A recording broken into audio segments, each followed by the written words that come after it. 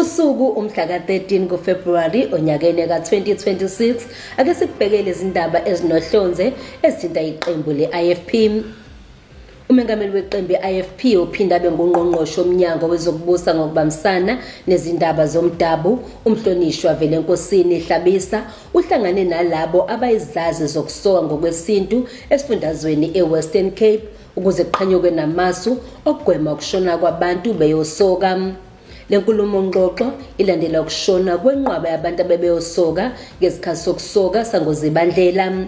Ubulawayo umemezele ukuthi omunye okhukhulela ngoqo umhlangano uzoba ngomsombuluko mhla ka-16 kuFebruwari eBedwood Hotel and OR Tambo Conference Center esifundazweni eGauteng. Iqembu i-IFP lidle umhlanganiso okhethweni lokuchibiyela obeluku 13 eMzumbe ngoLwesithathu. Ikhansela Elisha kubakhanyile Shozi obashaya amakhanda bonke abebegaqele lesi sikhundla. Lokhu kunqoba kweqembu i-IFP ithi kukhombisa ngokusobala ukuthi abantu bakhathele izithembiso zamanga.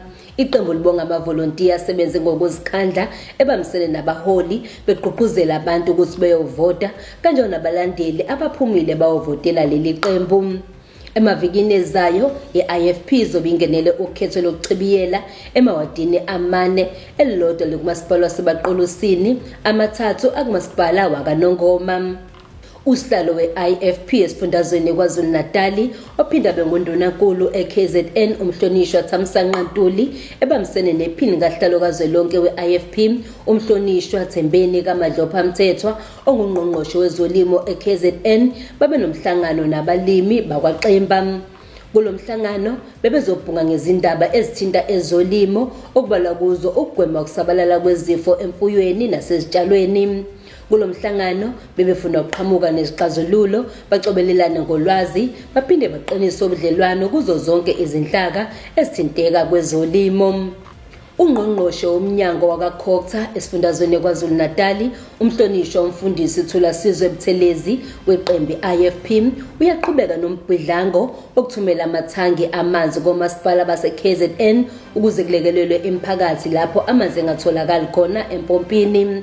Mova nje uhambisa amathangi amanzi komasipala owaseNewcastle, owaseMsinga, owaseNquthu nowaseRenkonyeni.